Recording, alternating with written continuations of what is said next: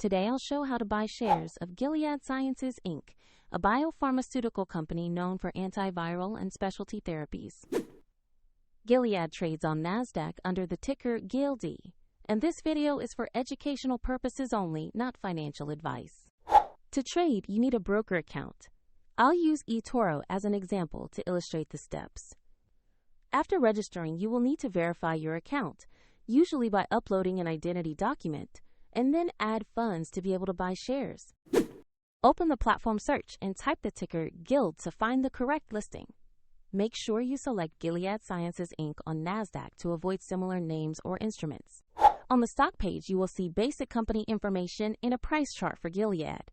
Confirm the company name, ticker GILD, and the exchange before proceeding to invest. Click Invest or Buy. Choose the amount you want to commit, then carefully review the order details before confirming. If the market is closed, the order may be queued or executed when it reopens, and if your account lacks sufficient funds, the platform will prompt you to add money before final confirmation.